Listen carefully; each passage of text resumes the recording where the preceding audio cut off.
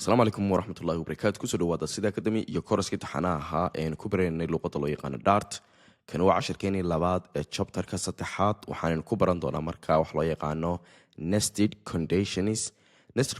كعشر كوري وحنا كسوارنا وحويان basic conditions if and else قابك الله قرو لكن مرر بدن بوحلا بحنانا يا إن لسمايو هل condition إن كبدن إن أتشيك رئيسو مركا practical كانوا كفهمي دونا وقارن بوتش كجيان صوفرتو waxaa markaa ii samaysnaa waa projectkeeni ama lessonkeeni koobaad ee kan ka horeeyey hadda waxaan samaysanayaa markaa lesson 2 waxaan leeyahay markaa nested conditions .dart markaa waa if else statement isticmaalna laakiin advanced ama waxa weeyaan conditionska aynu yara badin doono ugu horeyn waxaan ka bilaabi doonaa markaa waa void main oo markasta noqonaya waxa weeyaan kadankeenu ka gelina luqadda loo yaqaano dart kadib waxaan u baahnay markaa in laba condition imkaan check gareeyo markii hore if else kelis ama if aan else suman isticmaalnay laakiin marka waxaan leeyahay in teacher age-ka waxaan leeyahay 20 daada ka dhigaya qofka daadiisa inaan check gareeyaan u baahanay waxa kale oo isticmaalayaa boolean wixii loo yaqaanay waxaan leeyahay markaa qofkaasi has miyuu waxa weeyaan notebook haystaa markaa tusaale ahaan waa arday baan doonayaa miyuu has notebook u haystaa markii hore waxaan check gareyno kaliya qofka age-kiisa laakiin hadda labadaba inaan check gareyno u baahnay marka labadaba doonaysa inaad check gareyso waxaad isticmaalaysaa wax loo yaqaan nested conditions kun wax kale maaha waa ifta oo la sii hoos geliyay oo qaabkii qormaysa waxay noqonaysaa markaa if wax la tusaale ahaan age-ku haddii uu ka weynaado sidii caadiga ahayd 18 brackets waan furanayaa laakiin halkaas waxuma ku daabacaysi markii hore soo arki jirnay waxaan imka sii qoraya hadana condition kale marka if ku sii hoos jirta if ayaa noqonaysa nested conditions waxaan hadana leeyahay if haddii has notebook haddii qofkaasi notebook uu haysto marka notebook-ga automatic uma dhigayo ama equal ama create waxa ma isticmaal sababtoo waxa weeyaan boolean marka uu yahay haddii has notebook-ga true buu hadda yahay marka if haddii has notebook kaliya aad qorto macnaheedu waxa weeyaan miyay true tahay hadda yani has notebook kaliya markaad qorto boolean uu sheegu yahay macnaheedu wuxuu dhigantay miyuu true yahay marka hadduu yahayna true hoos buu gelaya haddii kalena dibadda uga baxaya marka waxaan leeyahay waxaa soo daabacdaa waxaan leeyahay you can take waad geli karaysaa imtixaankan leeyahay you can take the exam waad geli karaysaa imtixaanka waaye iftan halkeedan buu markaa kusoo xulansa markaa iftan waxaan sii raacinayaa else haddii kale macnaha waxa weeyaan haddii aanu notebook haysan elesta waxaad markaa isagana aad gelinaysaa print waxaa soo daabacdaa waxaan leeyahay you need a notebook to take the exam waayahay waxaa markaan isticmaalay waa if iyo else intaas markaa waa hal waxa weeyaan statement baa dhacaya laakiin iftii sare iyada lafteeda markaa waa inaan soo xulaa iftii sare markaa waxa weeyaan bartan haddii waxa weeyaan tusaale ahaan iftii weyneed waxa leedahay halka markaa kusoo xulanto tanna bartan kusoo xulanto halkooda ugu dambaysa waa inaan tagaan idhaahdaa okay iyada markaa waxaan leeyahay else haddii kale waxaan leeyahay markaa print waxaa soo daabacdaa you are too young afka soomaaliga waxaan u qaadan waayay u dheeraanayaa kelmadda ingiliishka markaan qeexayno exam waaye haddana markaa sharaxno horta ugu horeyn aan rangareeyo waxaa leeyahay markaa run without debugging waaye you can take the exam buu yidhi sababta waxa weeyaan ugu horeyn conditionka qaabka u check gareyn oo fiirso da'da miyuu ka weyn yahay 18 marka haddii ay noqoto da'du waa true sababta qofku 20 buu jiraa kadib markaa iftan iyo elestan gudaha ku jirta ayuu check gareynayaa haddii se aanay da'du ay marka wax weeyaan ay qaldanto tusaale ahaan da'dii marka waxaan ka dhigay xaggan aan kasoo bedelo 15 tusaale ahaan kasoo dhigay deedna waan ran gareynayaa run without debugging you are too young marka da'daadu way ka yartay marka iftii markuu check gareeyay false bay noqotay ama been bay noqotay gudaha if elestan ku jirta ma gelayo automatic dibadda uga soo baxaya deedna elesti uu ku siinaya laakiin haddii conditionkaasi uu qofku noqdo tusaale ahaan 20kii ama 25 buu noqday true buu noqday markaa age-ki qofkiisu 18 jir uu ka weyn yahay baa soo baxday kadib uu markaa conditionka kala check gareynaya conditionka markaa notebook miyuu haystaa buu haddana ka bilaabaya haddii markaa uu qofku haysto true ay tahay kadib printerka qoraalkan buu ina siinayaa deedna haddaynu aan run without debugging you can take the exam buu ina leeyahay laakiin haddii bartan ay noqoto false deedna aad tiraahdo run without debugging markaa wuxuu ku leeyahay ugu horeyn you need to be the notebook to take the exam sababta waxa weeyaan ugu horeyn kan true buu noqday laakiin kan baa false noqday oo waxa weeye notebook ma haysto kadib markaa print baa soo baxaysa marka kaasa waxaa loo yaqaanaa if taa marka lasii dhexgelgeliyo loo yaqaanaa waa nesting tusaale kale haddaynu soo qaadano tusaale qofaan doonayna passwordkiisa aan check garayno waxaan ugu horeyn leeyahay marka waxaan soo qaadanaya string username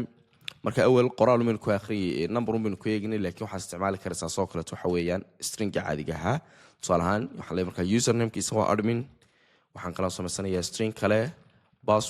passwordkiisana waxaan ka dhigayaa 123 marka waxaan doonayaa username-ka iyo passwordkaba systemkayga uu check gareeyo sida caadiga waxaa leeyahay marka if haddii username-ku is equal ba markaa imka isticmaalsaa iska ilaa inaad equal kaliya isticmaasho is equal ba inuu naqaanay marka shay la barbar dhigayo hore weynaga cashirkiina hore ugu soo aragnay kadib waxaan leeyahay markaa admin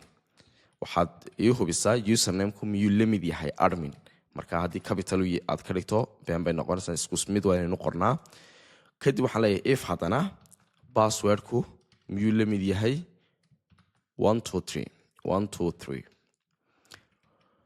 waayo kadib waxaan leeyahay markaa isagana bracketkiisa baan sii furayaa kadib waxaan leeyahay markaa print waxaa soo daabacdaa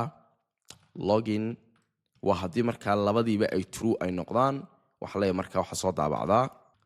waayahay ugu hore waxaan checkray if username-ku miyuu la mid yahay admin haddii yes noqoto haddana waxaan checknay if passwordku miyuu la mid yahay 123 haddii yes ay tahay markaa print kan baa soo baxaya haddii laakiin passwordku 123 aan la mid yahay laakiin userku admin uu yahay uu saxsan yahay userku waxaa markaa haddana isagana soo baxaya waxaa leeyahay qoraalka soo baxdo wrong password waayo haddii kale ifta barta ay ka xidhmaysa ugu dambaysa marka waxaan tegayaa iyadana wax loo yaqaana else haddii kaleo intaas username-kuba uu beenu yahay waxaa leeyahay markaa print waxaa soo daabacdaa user not found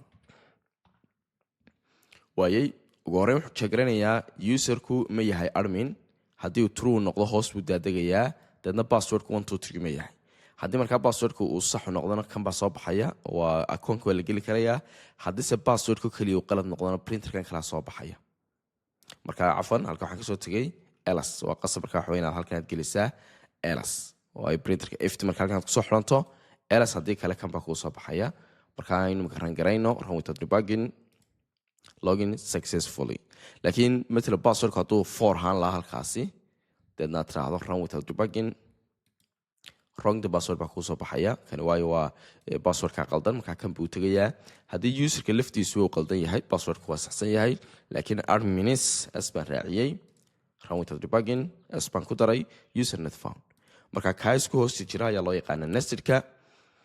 waayo waxa kaloo eegdona marka problems inta badan uu leeyahay haddii laysa sii hoos gelgeliyo matala 3 leefaloo kale haddaa siraa ka dhig tusaale ahaan iska soo wada masax arki doona cashirkinka ku xiga qaab kale loo xalinayay laakiin integer haddaad tiraahdo age is equal 25 da-dii aad doonaysa inaad jeegarayso waxaa kaloo doonaya inaan jeegarayo qofku tusaale ahaan ticket miyuu haystaa matalan deedna waxaan leeyahay waa through boolean haddana tickerkaasi miyuu yahay vib diyaaradoo kale tusaale tickerkeeda 3 level haddaad doonayso markaa inaad ifta iyo else aad ku waxa weeyaan aad isku barbardhigto aad bay u adkaanaysaa runtii marka cashirka aynu ka baran doonaayo keena ka ku xiga qaabka loo maareynayo laakiin haddaad salaamka isku barbardhig waxaa leeyahay markaa if tusaalahaan waxaa leeyahay markaa age-ku sida caadiga ahayd miyuu ka wen yahay ama la mid yahay 18 markaa nambarka doontaan intaan ka dhigan karaysaa laakiin 18 waa dada lagu cabiro inuu qofku ka wen yahay if haddana waxaan idhaha haddii haasa tigin miyuu haystaa marka waxaan leeyahay qofku miyuu tigir haystaa haddana haddii uu tigir haysto if miyuu haddana uu yahay vib marka kadib waxaan leeyahay waxaa soo daabacdaa welcome vib guest waayo haddii kale waxaan leeyahay markaa else waxaan leeyahay print waxaa soo daabacdaa welcome guest way mashaakilka iminka uu leeyahay marka waxa weeyaan habka markaas kusoo barbardhigdhigayso waa waxa weeyaan akhrinteeda age-ka miyuu ka wen yahay targetka miyuu haystaa vib miyuu yahay marka inta badan qaabkan waxa weeya waa laga fiican yahay haddaad iftaad isticmaalayso 3 level hadduu gaadho 2 level was okay marka level waxaan uga jeedaa ifta koobaad iyo ifta labaad laakiin haddii aad if saddexaad gudaha aad usii geliso waa akhrinta uu shaqaynaya programku oo iminka haddaynu ran garayno run without debugging welcome to vib waa soo baxaysa laakiin tusaale tickerkiisu hadduu falas uu noqdo deedna waxaa soo baxaysa marka waxa weeyaan gastiga caadiga ah VIB-ga maaha inuu welcome-ta caadiga ah uu shaqaynayaa, laakiin problemka waxa weeyaan waxa adkaanaysa readability-ga ama akhrinta. marka qaabkeen u fududayn karaa? waad fududayn karaysaa, tusaale waxaad u fududayn karaysaa intii aad sii hoos gelgelin lahayd waad ka daynaysaa. tusaale waxaa leeyahay iga soo wada masax 2 if oo keliya ku koobaya. waxaan leeyahay markaa if marka waxaan isticmaalayaa wixii loo yaqaanay an operator. horta ugu horreyn waxaa leeyahay age-ku miyaa ka weyn yahay 18. waxaan markaa sii gelinaya wixii loo yaqaanay haddaba an operators. an operators wuxuu iga caawinaya marka ugu horreysaba 2 shay baan soo barbardhigayaa. deedna waxaan leeyahay markaa hadda waxaan sheegaraynayaa age-ku miyuu 18 ka weyn yahay, isla markaana aan ma haystaa tigidh. labada condition haddii markaa mid ka mid a ay false ay noqoto, programkaaga waxa weeyaan wuu ka baxayaa oo wuu istaagayaa, elastic kale buu tegayaa. haddii kale waxa weeyaan inside-ka inuu sii gelaynaa. marka kadib conditionkii kale markaa imka check garay waxa leeyahay VIB miyuu haddaba yahay. deedna waxa leeyahay markaa print